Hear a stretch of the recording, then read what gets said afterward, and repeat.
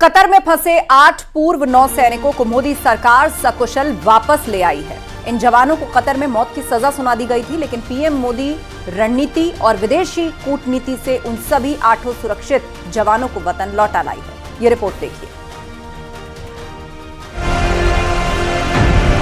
खुशी हो रही है कि वापस इंडिया पहुंच गए हम safe and sound. Without the intervention of prime minister Modi it wouldn't be, आज हम आपके सामने खड़े नहीं हो रहे होते।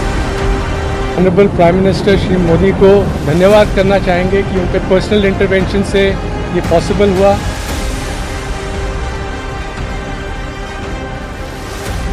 भारत को बहुत बड़ी कूटनीतिक जीत मिली है। एक बार फिर न सिर्फ देश बल्कि पूरी दुनिया मोदी सरकार की नीतियों का लोहा मान रही है। वजह है कतर ने भारतीय नौसेना के 8 पूर्व कर्मियों को रिहा कर दिया है। इन लोगों को कथित जासूसी के मामले में मौत की सजा सुनाई गई थी। पीएम मोदी ने यूएई में कतर के अमीर से मुलाकात की थी। माना जा रहा है कि पीएम मोदी की मुलाकात का ही असर है कि सभी 8 लोगों को रिहा कर दिया गया है। भारत लौटे पूर्व नौसैनिक अधिकारियों में एक ने कहा कि प्रधानमंत्री नरेंद्र मोदी के हस्तक्षेप के बिना उनकी रिहाई नहीं हो पाती। उन्होंने दिल्ली हवाई अड्डे पर उतरने के बाद भारत माता की जय के नारे लगाए।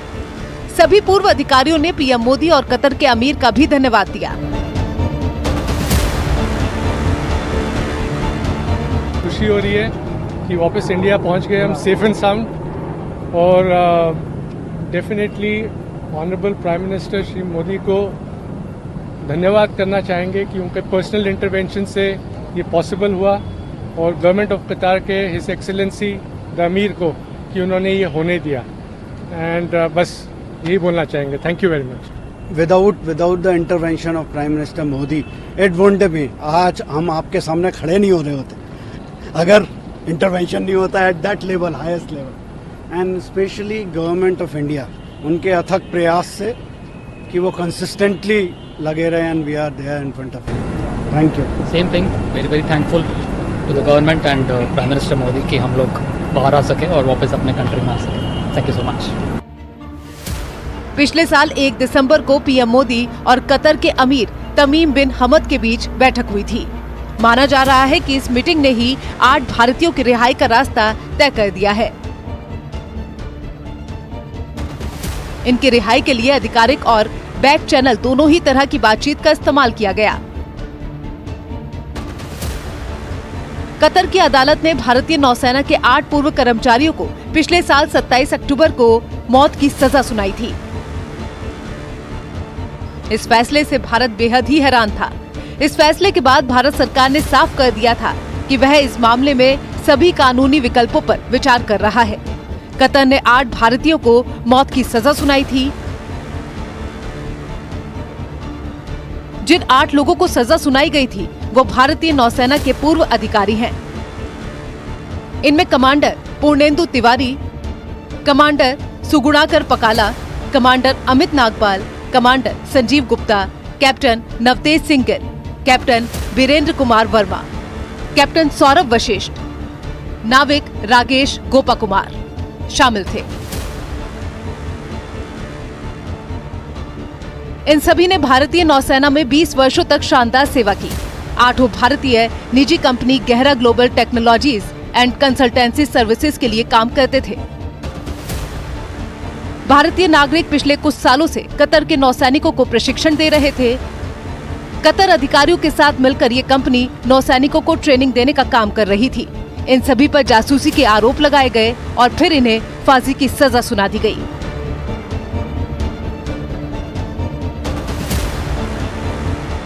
लेकिन फिर भारत को एक कूटनीतिक कामयाबी मिली है और कतर ने 8 अधिकारियों की मौत की सजा को खत्म कर दिया है।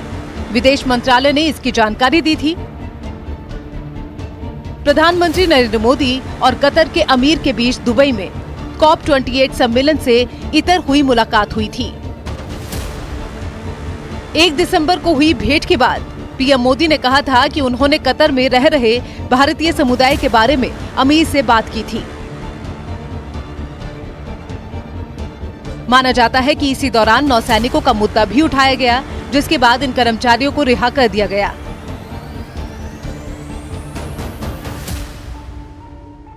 मैं प्रधानमंत्री जी का धन्यवाद और आभार प्रकट करना चाहती हूँ और साथ में कतर के अमीर का। प्रधानमंत्री जी की इंटरवेंशन का लाभ जो है वो हम सबको मिला और अमीर ऑफ कतर जिन्होंने ये सज़ा को वापस लिया उनका भी आभार कि भारतीय वापस आए हैं। उनके परिवारजन लगातार बने हुए थे, हमारे से संपर्क में थे, तो परिवारजन भी और साथ में संपूर्ण भारतवासियों को इसकी हार्दिक बधाई। भारतीय विदेश मंत्रालय ने कतर से भारतीयों की रिहाई पर खुशी जताई है। विदेश मंत्रालय की तरफ से जारी बयान में कहा गया है कि भारत सरकार दाहरा ग्लोब कंपनी में काम कर रहे भारतीयों की रिहाई का स्वागत करती है। Bureau report, news 18।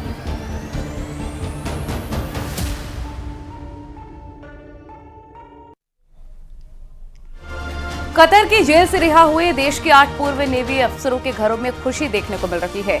इनमें देहरादून के सौरभ वशिष्ठ के घर में भी लोगों का तांता देखने को मिला।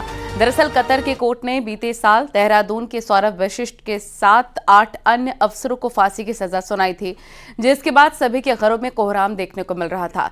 लेकिन पीएम मोदी के साथ विदेश मंत्रालय के आश्वासन के बाद सभी पूर्व नेवी अफसरों की रिहाई हुई, जिससे उनके घर में खुशियां लौट आई हैं। सौरभ वशिष्ठ के माता पिता की नम आंखों में खुशियां देखने को मिल रही हैं। तो ये तस्वीरें हम आपको दिखा रहे हैं कैसे बूढ़े माँ बाप काफी खुश हैं और खुशी के आंसू उनकी आंखों से छलक रहे हैं। ये ऐसी है जो बयान करने से बहुत ही मतलब के ऊपर है, तो इसका तो मेरे लिए, मेरे पास तो बयान करने के लिए वो शब्द ही शब्दावली भी नहीं है और इतनी बेहद खुशी है, बेअंत खुशी है कि मैं I can't express in my words. I am so happy, so thrilled, so excited. ज़्यादा नहीं कह सकते थे कि हिंदुस्तान में तो नारा लग रहा है कि मोदी है तो हर चीज़ मुमकिन है।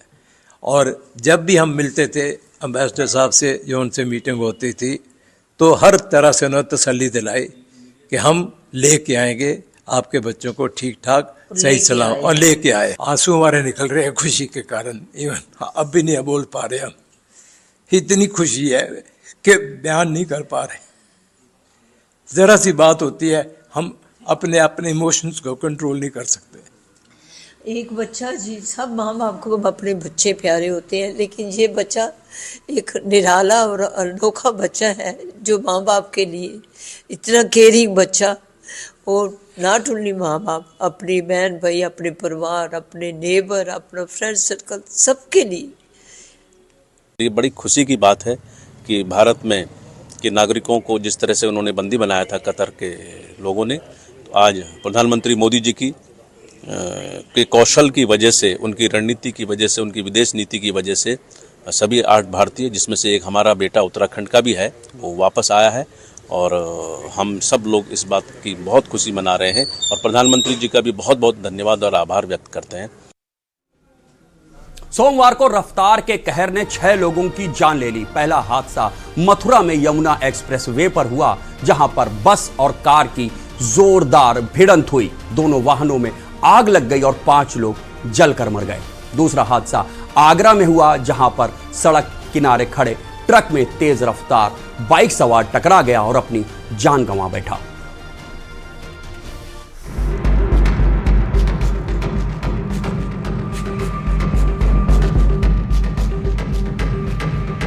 ये है रफ्तार का कहर, ये है लापरवाही का कहर।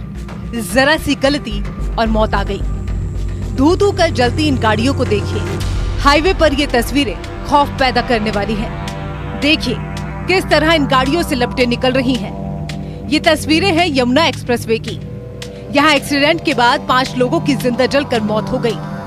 हादसा बस और कार की टक्कर के बाद हुआ। दरअसल बस आगे की तरफ आ रही थी। बस का बैलेंस बिगड़ गया और बस डिवाइडर से जा टकराई। इसी दौरान पीछे से आ रही कार बस से टकरा गई। हादसा इतना जबरदस्त था कि दोनों ही गाड़ियों में आग लग गई। कार में सवार सभी लोग कार के अंदर फंस गए। वो सभी कार की लपटों में घिर गए थे और देखते ही देखते सभी की जलने से मौत हो गई।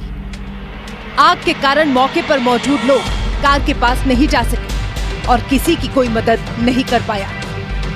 पुलिस को सूचना दी गई। मौके पर पहुंची पुलिस और रेस्क्यू टीम ने बचाव कार्य शुरू किया, लेकिन तब तक बहुत देर हो चुकी थी। 5 लोगों की मौत हो चुकी थी। यमुना एक्सप्रेसवे पर आगरा की तरफ से आ रही बस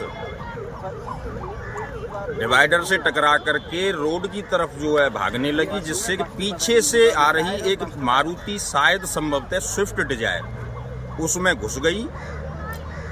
दोनों में भीषण भिड़ंत के कारण आग लग गई, भीषण आग लग गई। मौके पर हजारों लोग इकट्ठा हैं।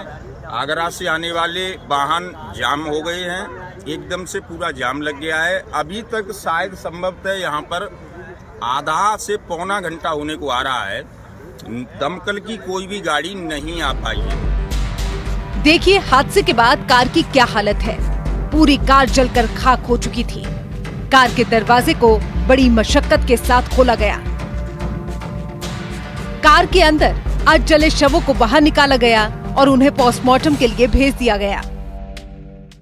एक एक्सीडेंट हुआ है जिसमें एक बस और स्विफ्ट गाड़ी के बीच में टक्कर हुई है।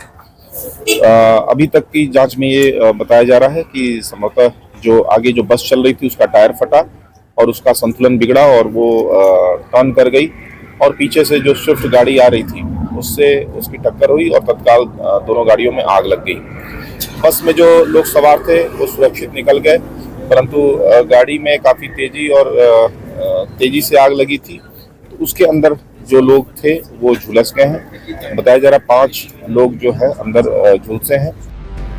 पुलिस हादसे की जांच कर रही है और हादसे के कारणों की समीक्षा कर रही है, लेकिन एक बात तो साफ लगती है, रफ्तार के कारण हादसे को टाला नहीं जा सका और सब कुछ अचानक हो गया। लेकिन पुलिस ये भी पता लगा रही है कि गलती किसकी रही। वहीं योगी आदित्यनाथ ने हादसे पर दुख जताया है। उन्होंने मृतकों के परिजनों के प्रति संवेदना व्यक्त की है और घायलों के इलाज के निर्देश दे दिए हैं।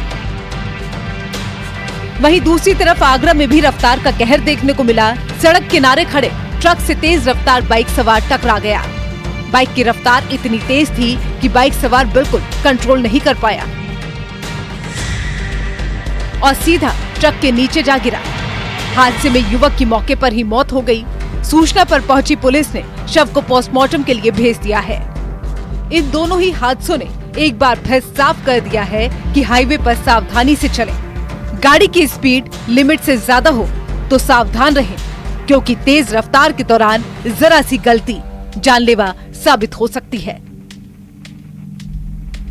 न्यूज़ 18 के लिए नितिन गौतम के साथ कामिक कुरैशी की रिपोर्ट।